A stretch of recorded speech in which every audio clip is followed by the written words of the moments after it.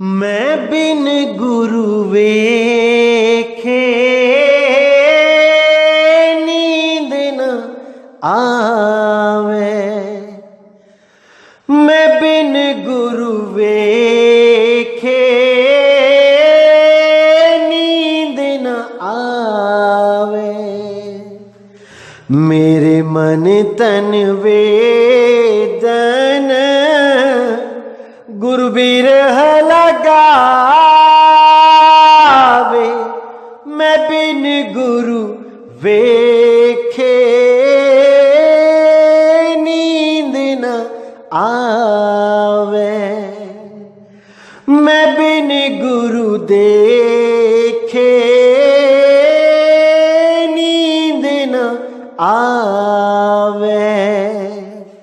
मेरे मन तन वेदन गुरु बिरह लगावे। मैं बिन गुरु वेखे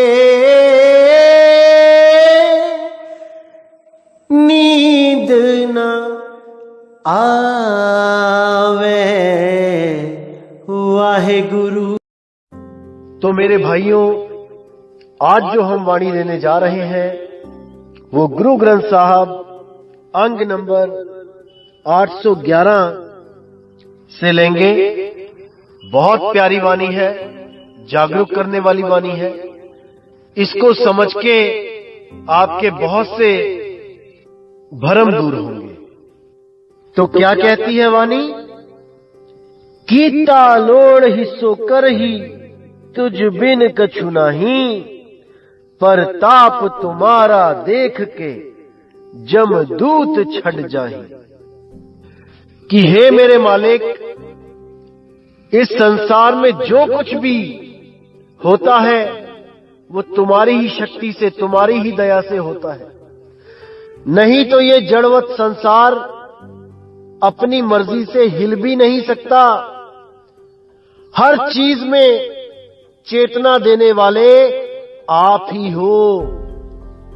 आपके बिना ये 5 तत्व का संसार केवल मिट्टी की ढेरी के समान है। ये हिलडुल चल फिर नहीं सकता। यही संसार भी और ये शरीर भी, ये सब आपकी ही चेतना से चल रहे हैं। पर ताप तुम्हारा देख के जमदूत छड़ जाहि।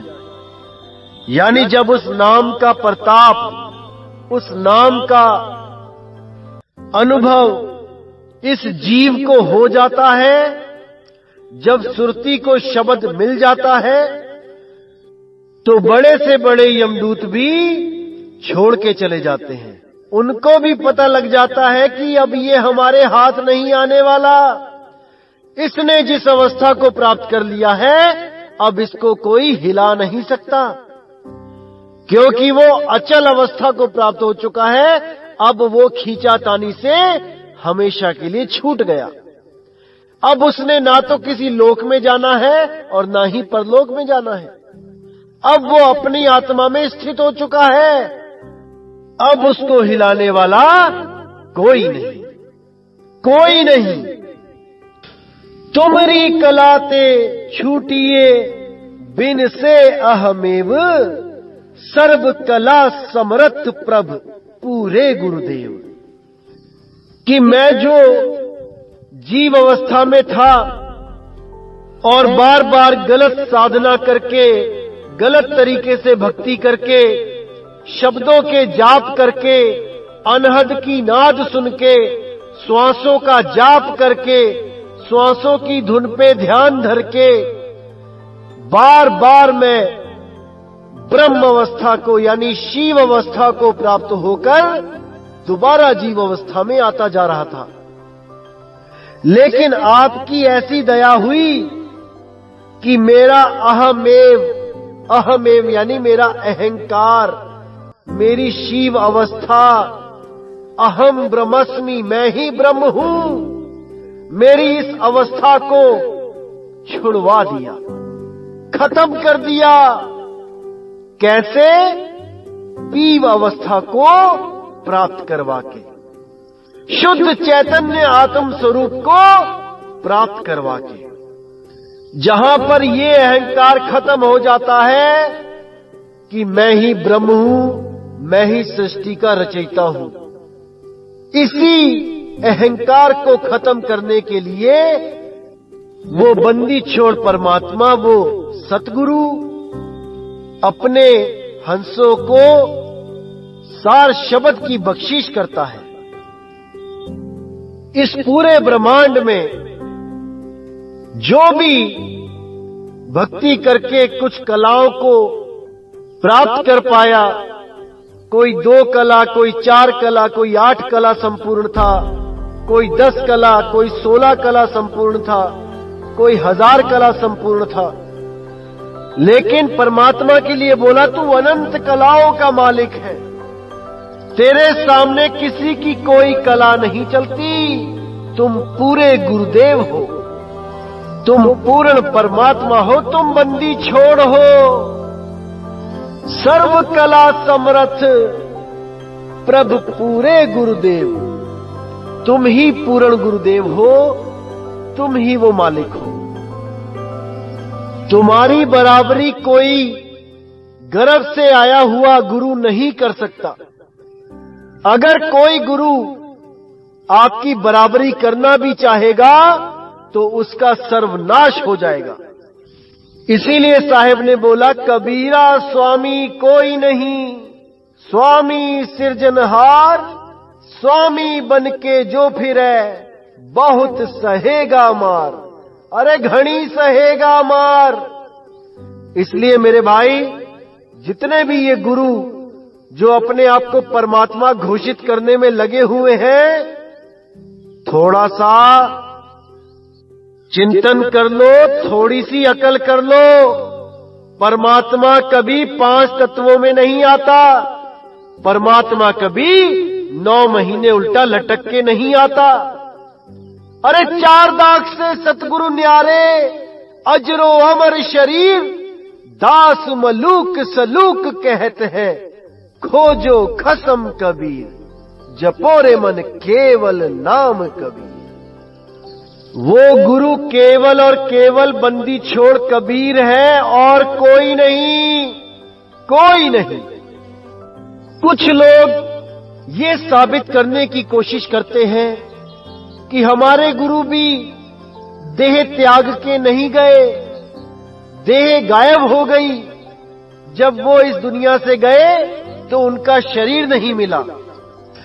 और कई लोग तो यहां तक भ्रमित करने में लगे हैं कि जो भगत हुए हैं, जैसे मीराबाई हुई है, रविदास जी महाराज हुए हैं, बाबा नानक हुए हैं, उनका भी शरीर नहीं मिला। देखिए, अरे मेरे भाई, जो भी मां बाप से पैदा होके इस दुनिया में आ गया, उसका शरीर जीते जी भी यही रहेगा और अंत होने के बाद भी इसी मिट्टी में मिलेगा।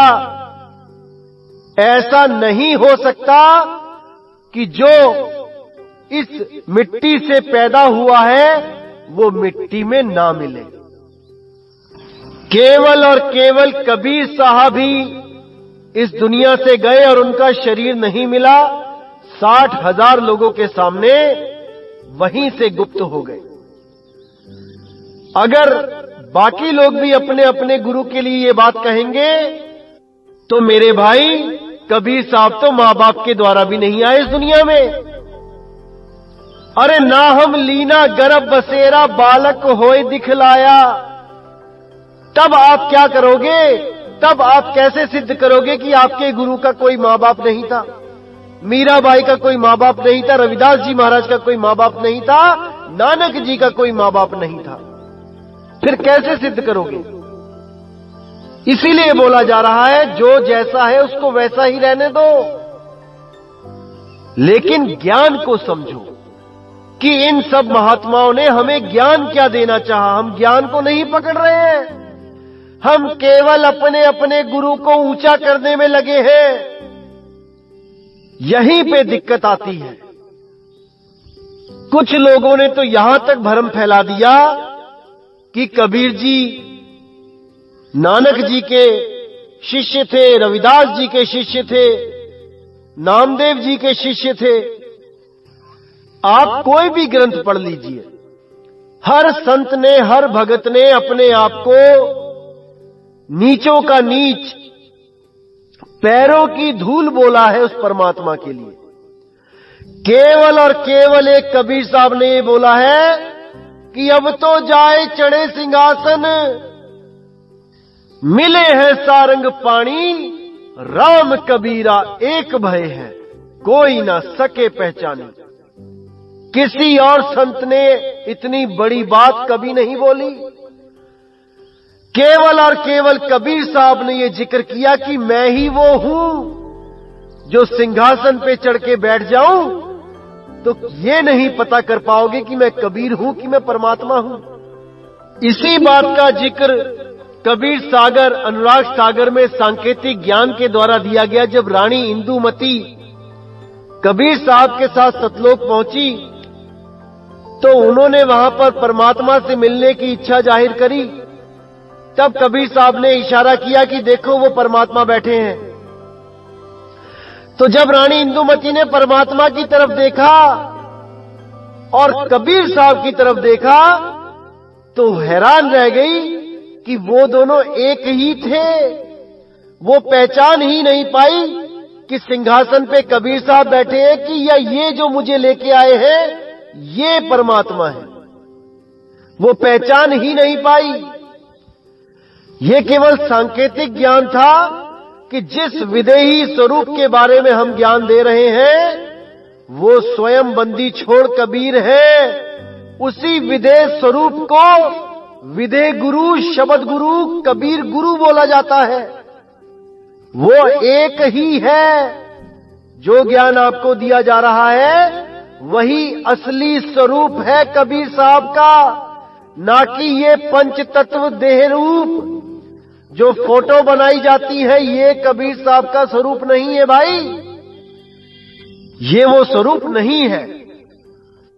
कबीर साहब का स्वरूप शब्द स्वरूप है। अरे हम हैं शब्द, शब्द हम माही, हमसे भिन्न और कछु नहीं। कि मेरा स्वरूप शब्द स्वरूप है। अब जो अज्ञानी जीव है, जो अज्ञानी गुरु है, उनसे मैं पूछना चाहूंगा कि कौन सी भाषा का शब्द है कबीर साहब का स्वरूप। क्योंकि आप लोग तो शब्द को केवल और केवल मंत्र मानते हो ना भाई, कि शब्द का मतलब होता है मंत्र। गुरु शब्द देता है जपने के लिए, मंत्र देता है जपने के लिए। तो कबीर साहब कौन सा मंत्र है? इसीलिए बोलता हूं भाई, गुरु बनने से पहले पूर्ण ज्ञान को समझ लो। क्या है वाणियों के अर्थ, क्या रास्ता दिखाती है वाणियां, क्या साधना बताती है वाणियां, उसको समझ लो फिर गुरु बनो। नहीं तो गलत साधना देने का जो पाप है, उन जीवों का जो नाश होगा, उसका हिसाब आपको देना पड़ेगा। कोई गुरु नहीं बच सकता। जीवों को गलत साधना देके उनका जीवन सत्यानाश करके कोई गुरु नहीं बच सकता। सबको फल भोगना ही पड़ेगा। कबीरा झूठे गुरु अजगर बने, 184 माही, सारे शिष्य चींटी बने, तन नोच नोच कर खाही। ये जितनी लाखों करोड़ों की संगत जो बना के बैठ चुके हैं, ये अधूरे गुरु जो लोगों को भ्रमित कर चुके हैं, ये लोग 184 में जाके अजगर बनेंगे और इन्हीं के ही शिष्य लाखों करोड़ों की संख्या में चींटी बन के इनको तोड़ तोड़ के खाएंगे और यही कहेंगे कि तेरी वजह से हमारा अनमोल जन्म नष्ट हो गया, अब तेरी खैर नहीं। जितनी सेवा अभी करवा रहे हो उससे लाख गुना ज्यादा कष्ट सहना पड़ेगा। अभी सुधर जाओ, संभल जाओ, विचार कर लो मेरे भाई। और ये लोग जो कबीर साहब की वाणियों में सोहंग दिखा दिखाकर, सोहंग का मंत्र जपवा जपवा कर, सोहम श्वासों की धुन पर ध्यान धरवा धरवा कर जीवों का अनमोल जन्म, मनुष्य जन्म नष्ट कर रहे हैं, तुम लोग भी सुधर जाओ, संभल जाओ, विचार कर लो कि वाणी क्या कह रही है। कभी सोहम को तोड़ तोड़ के जपने की बात करते हो, कभी सोहम को कहते हो कि सोहम यानी मैं और वो यानी वो और मैं एक ही है। अरे क्यों भरमाते हो लोगों को मेरे भाई? जब खुद को नहीं पता है तो क्यों यहां ज्ञानी बनने के चक्कर में जीवों के जिंदगियों से खिलवाड़ कर रहे हो? अपना तो कभी कोई गुरु बनाया नहीं और दूसरों के गुरु बनने चले हो। जब मैंने उन्मुन और उन्मुनी का उदाहरण दिया, खुश और खुशी का, दुख और दुखी का उदाहरण दिया, तो तुमने क्या उदाहरण दिया? राज और राजी। किसी ने सच ही बोला है, भैंस के आगे कितनी बीन बजा लो उसको समझ नहीं आ सकता, वो नाचेगी नहीं। अरे कम अकल इंसान, राज शब्द संस्कृत और देवनागरी भाषा का है ये शब्द, और राजी शब्द उर्दू भाषा का है। कौन सा शब्द कौन सी भाषा का है इतना तक तो ज्ञान नहीं है, और चले हैं कबीर साहब के ज्ञान को समझने, वो भी बिना गुरु के। पोथी पढ़ पढ़ के ज्ञानी बनने चले हैं। शर्म आनी चाहिए आप जैसे लोगों को। लेकिन जितना मर्जी जोर लगा ले मेरे भाई, इतना विवेक दे दिया जाएगा इन हंसों को कि इनको भ्रमित करने वाला इस अखिल ब्रह्मांड में कोई पैदा नहीं हो पाएगा। इतना समझ लो तुम लोग। आज तक तुम लोग इन भोले भाले जीवों को केवल इसीलिए भ्रमित करते रहे क्योंकि इनके पास विवेक शक्ति नहीं थी। अब परमात्मा की दया से इनको इतना विवेक दिया जाएगा कि ये तुम्हारे ओम सोहम मंत्रों को छोड़कर उस सार नाम की, उस सार शब्द की खोज करेंगे और एक दिन जीते जी मुक्त अवस्था को प्राप्त करेंगे। यही आपके अज्ञान पे एक करारा तमाचा होगा। जितना अज्ञान आप लोगों ने इन लोग को समझाया है आज तक, यही उस अज्ञान को खत्म करके ज्ञान की तरफ बढ़ेंगे, उस सही रास्ते की तरफ बढ़ेंगे और अज्ञान और ज्ञान से परे उस निज अवस्था को, उस निज नाम को प्राप्त करके हमेशा के लिए मुक्त हो जाएंगे। तो आगे कहते, खोजत खोजत खोजिया ना मैं बिन कूर, जीवन सुख सब साध संग प्रभ मनसा पूर। कि उस परमात्मा के नाम को मैं खोजता खोजता खोजता उसको प्राप्त कर ही लिया, और प्राप्त करने के बाद मुझे समझ में आया कि उस नाम के बिना सब कूर, यानी सब मिथ्या है, कूड़ा है। जीवन सुख सब साध संग प्रभ मनसा पूर, यानी जीवन की जो असली खुशी थी, जितनी मेरी मंशाएं थी, वो सब पूरी हो गई जब मुझे साध संगत मिल गई, जब मुझे सतगुरु का साथ मिल गया जिसने मुझे सार भेद बता के मेरी सुरती को उस शब्द से जोड़ दिया, मुझे इस लायक बनाया कि मैं उसका सिमरण कर पाऊं। नहीं तो मैं पता नहीं किन किन नामों का सिमरण करता हुआ 84 में ही जा रहा था। जित जित लावहु तित तित लगही सियानप सब जाली, जत कत तुम भरपूर हो मेरे दीन दयाली। यानी जहां जहां तुमने किसी को लगाना है वो वहीं लगता है। जिसको दया करके आपने नाम देना है वही नाम प्राप्त कर सकता है, अन्यथा कोई नहीं। लेकिन इस ज्ञान को वही समझ सकता है जो अपना सियानपा जला दे, जो अपनी चतुर चालाकी खत्म कर दे, जो अपने मन के कहे चलना बंद कर दे। क्योंकि बहुत से ऐसे लोग होते हैं जो सतगुरु की शरण में तो आ जाते हैं, लेकिन अपने स्यानपे को, अपनी चालाकी, अपनी चतुराई को खत्म नहीं कर पाते। गुरु कुछ कह रहा है और वो कुछ और कह रहे हैं।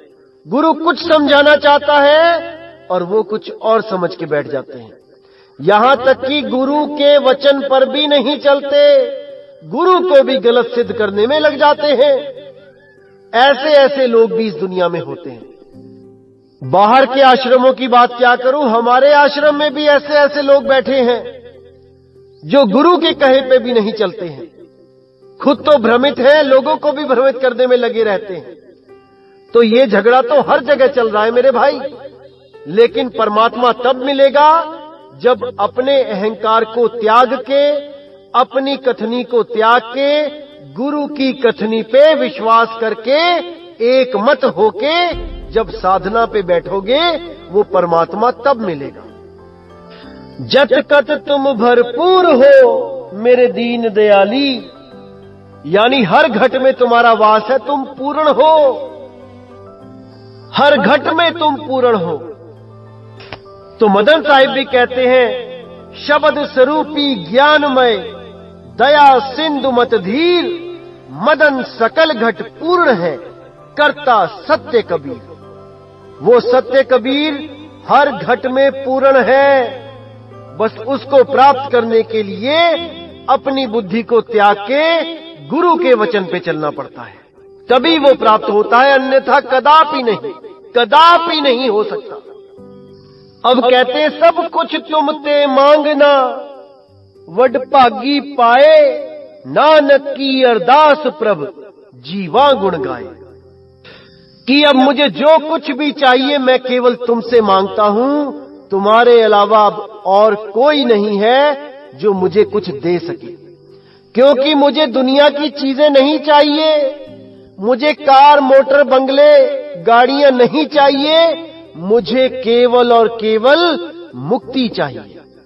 और मुक्ति देने वाला इस दुनिया में और कोई नहीं, शब्द गुरु के अलावा, उस बंदी छोड़ के अलावा और कोई मुक्ति का दाता है ही नहीं। अब बहुत से ऐसे लोग हैं जो गुरु को भी धारण केवल इसलिए करते हैं कि मेरी दुकान चल पड़े, मेरा मकान बन जाए, मुझे नौकरी मिल जाए, मेरे अच्छे अच्छे दिन आ जाएं।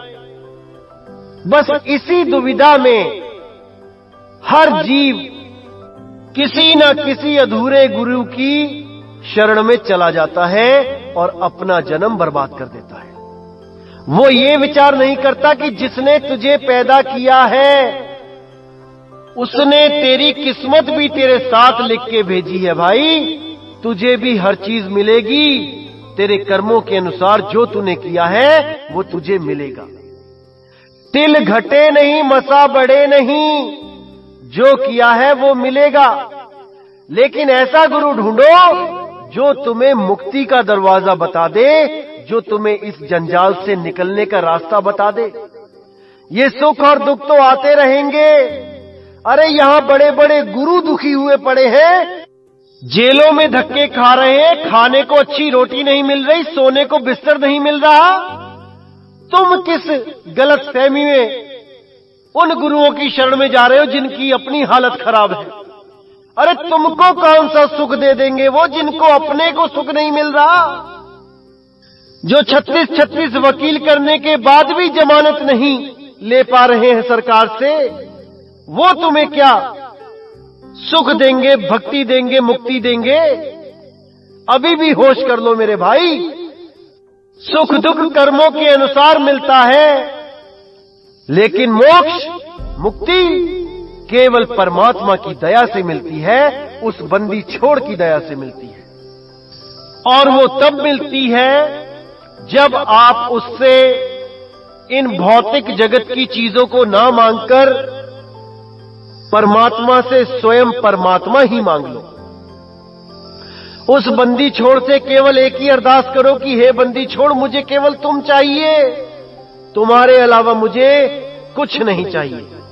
फिर देखो जीवन का आनंद, कैसे दुख में भी सुख मिलेगा और आप उस सुख को संभाल नहीं पाओगे। ऐसा आनंद आएगा जीने में। अरे चाह गई चिंता मिटी मनवा बेपरवाह, जिसको कुछ नहीं चाहिए वही शहंशाह। आपको शहंशाह बना देगा वो बंदी छोड़, अगर आपने उससे केवल उसको ही मांगा तो कह रहे नानक की अरदास प्रभ जीवा गुण गाए। यानी नानक केवल और केवल इस जिंदगी को तुम्हारे गुण गाते हुए बिताएगा और मुझे कुछ नहीं चाहिए, कुछ भी नहीं चाहिए।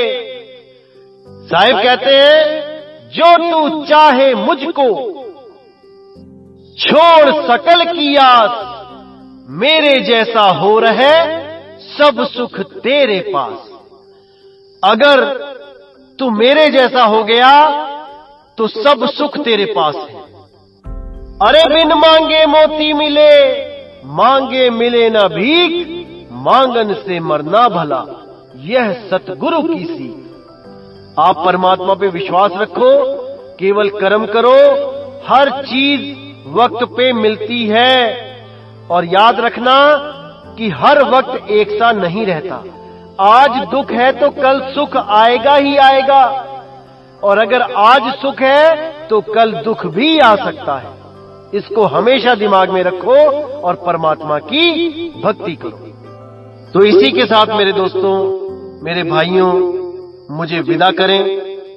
जय गुरु बंदी छोड़ वैराग साहिब, जय गुरु बंदी छोड़ साधु शरण साहिब, जय गुरु बंदी छोड़ बाबा मदन साहिब, जय गुरु बंदी छोड़ बाबा गरीबदास जी, बाबा नानक, मेरे सभी संत। जय जय सतगुरु बंदी छोड़ कबीर साहिब की सदा ही जय हो, सदा ही जय हो मेरे मालिक की साहिब बंदगी। सतनाम।